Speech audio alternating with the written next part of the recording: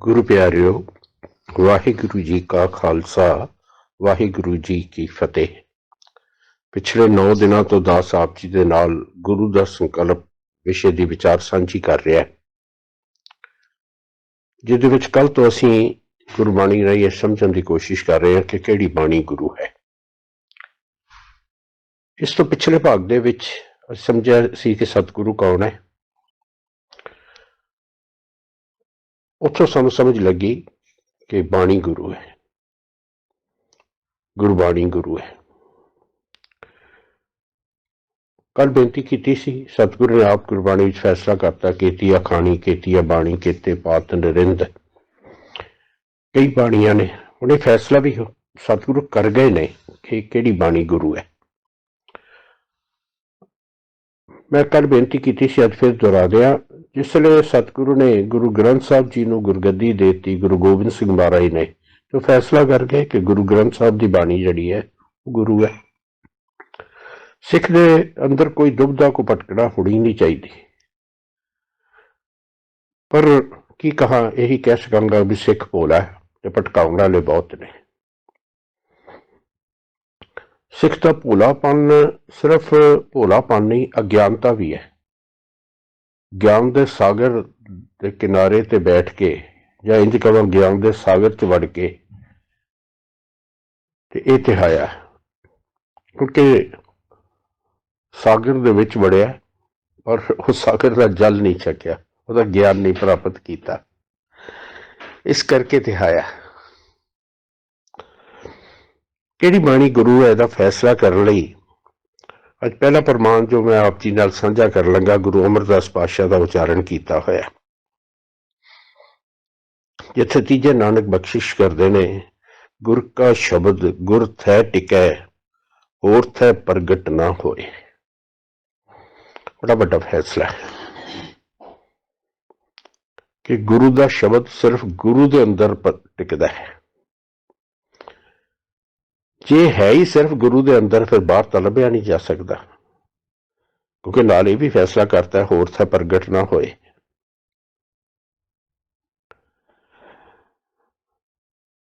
कोशिश बड़ी की गई सिख नूं भटकाउण दी। गुरु अर्जन साहब के समय के उत्ते उन्होंने भराता प्रिथी चंद ने बड़ा भटकाउण की कोशिश की। उन्होंने पुत्र ने नानक पद वरत के गुरबाणी रचनी बाणी रचनी शुरू करती। किस वास्ते सी? सिख नूं भटकाउण लई। गुरु अर्जन साहब ने उस वेले गुरु ग्रंथ साहब जी का संपादन कराता कि सिख नूं भटकना च नहीं पैन देना।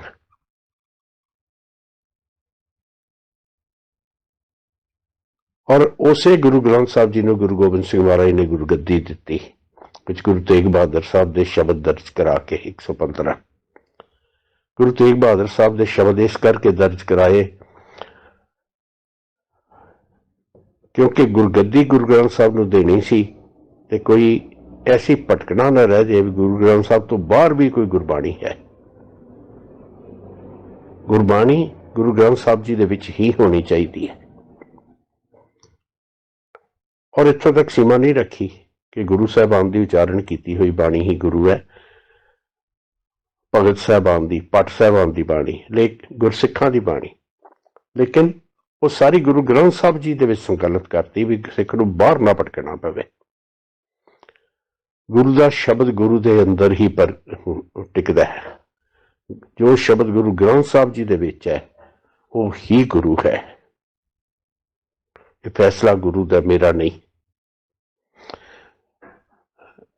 गुरु कुछ तो अलग है ना दूसरे नालों। कुछ लफज की वरता मैं तो समझ नहीं लग रही।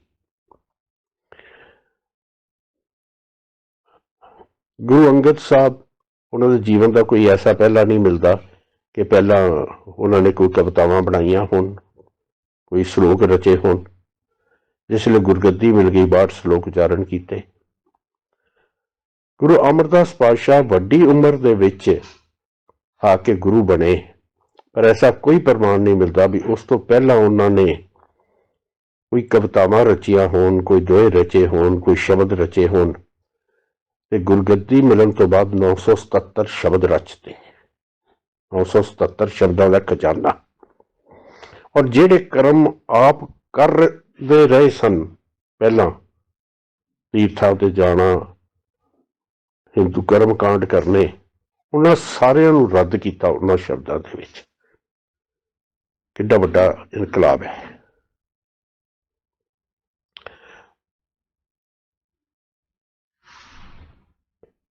ਔਰ ਜੀਵਨ ਦੇ ਵਿੱਚ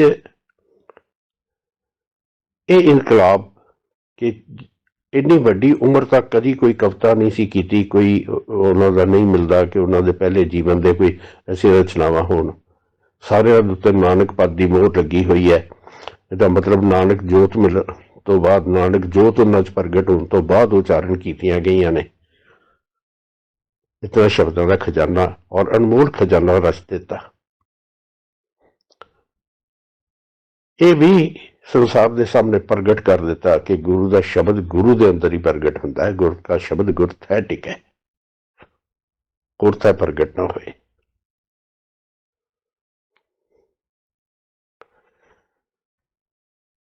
ਅੱਜ ਦਾ ਦੂਸਰਾ ਪ੍ਰਮਾਣ ਸਾਨੂੰ ਚੇਤਨ ਕਰਨ ਵਾਲਾ ਹੈ, ਸਾਨੂੰ ਕੋਸ਼ਿਸ਼ ਕਰਨ ਵਾਲਾ ਹੈ ਵੀ ਸਿੱਖਾ ਧਿਆਨ ਨਾਲ ਰਵੀ। ਗੁਰੂ ਰਾਮਦਾਸ ਪਾਤਸ਼ਾਹ ਦਾ ਉਚਾਰਨ ਕੀਤੇ ਹੋਏ ਪੌੜੀ ਹੈ, ਪੌੜੀ ਕੀ ਵਾਰ ਦੇ ਵਿੱਚੋਂ, ਉਹਦੇ ਵਿੱਚੋਂ 4 ਪੰਕਤੀਆਂ ਮੈਂ ਆਪਣੇ ਆਪ ਜੀ ਨਾਲ ਸਾਂਝੀਆਂ ਕਰਨ ਲਈ ਲਈਆਂ ਨੇ। ਸਤਿਗੁਰ ਕੀ ਬਾਣੀ ਸਤ ਸਰੂਪ ਹੈ, ਗੁਰਬਾਣੀ ਬਣੀ ਹੈ। ਸਤਿਗੁਰ ਕੀ ਰੀਸੈ ਹੋਰ ਕੱਚ ਪਿਚ ਬੋਲਦੇ, ਸੇ ਕੂੜਿਆਰ ਕੂੜੇ ਝੜ ਪੜੀਐ। ਉਹਨਾਂ ਅੰਦਰ ਹੋਰ ਮੁਖ ਹੋਰ ਹੈ, ਵਿਖ ਮਾਇਆ ਨੂੰ ਚੱਕ ਮਰਦੇ ਕੜੀਐ।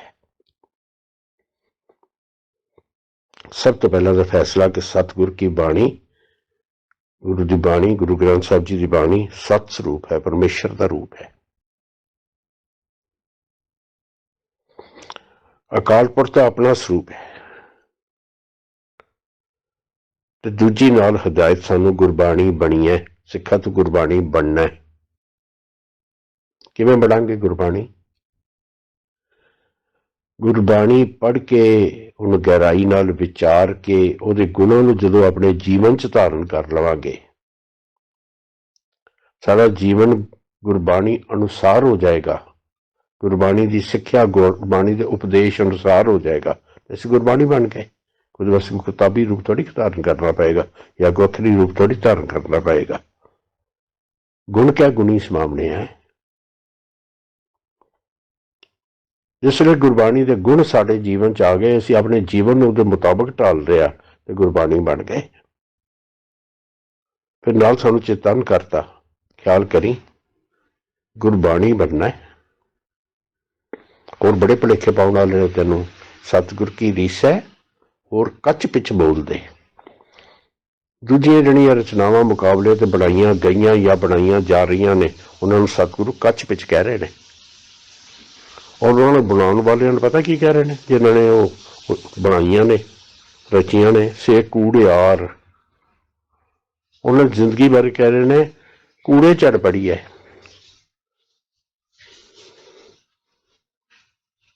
ਇਹ ਕਿਉਂ ਬਣਾ ਰਹੇ ਨੇ ਸਤਿਗੁਰੂ ਜੀ, ਕਿਉਂ ਰਚ ਰਹੇ ਨੇ? ਸਤਿਗੁਰੂ ਫੈਸਲਾ ਦੇ ਕੇ ਕਹਿ ਰਹੇ ਨੇ ਉਹਨਾਂ ਅੰਦਰ ਹੋਰ ਮੁੱਖ ਹੋਰ ਹੈ। ਉਹਨਾਂ ਦੀਆਂ ਰਚਨਾਵਾਂ ਕਹਿੰਦੀਆਂ ਕੁਝ ਹੋਰ ਨੇ, ਅੰਦਰ ਕੁਝ ਹੋਰ ਹੈ। ਜੋ ਤੁਸੀਂ ਪੜ੍ਹ ਰਹੇ ਹੋ, ਸੁਣ ਰਹੇ ਹੋ, ਉਹ ਕੁਝ ਹੋਰ ਹੈ। ਤੇ ਰਚਨ ਵਾਲਿਆਂ ਦੇ ਮਨ ਦੇ ਵਿੱਚ ਹੋਰ ਚੋਰ ਸੀ, ਪਾਪ ਸੀ। ਕੀ ਪਾਪ ਸੀ? ਵਿਖ ਮਾਇਆ ਨੂੰ ਝੜ ਮਰਦੇ ਕੜੀਏ। ਸਾਰਾ ਮਾਇਆ ਦਾ ਧੰਦਾ, ਬਸ ਉਹਦੇ ਵਿੱਚ ਸਿੱਖ ਨੂੰ ਉਲਝਾਉਣ ਦੀ ਕੋਸ਼ਿਸ਼ ਹੋ ਰਹੀ ਹੈ। ਕੋਸ਼ਿਸ਼ਾਂ ਹੁੰਦੀਆਂ ਰਹੀਆਂ ਨੇ, ਗੁਰੂ ਕਾਲ ਦੇ ਸਮੇਂ ਤੋਂ ਹੁੰਦੀਆਂ ਰਹੀਆਂ ਨੇ, ਲੇਕਿਨ ਸਿੱਖ ਨੇ ਗੁਰੂ ਦਾ ਲੜ ਫੜੀ ਰੱਖਿਆ, ਘੁੱਟ ਕੇ, ਭਟਕਿਆ ਨਹੀਂ। ਕੁਝ ਵਿਰਲੇ ਭਟਕਣ ਵਾਲੇ ਭਟਕ ਗਏ।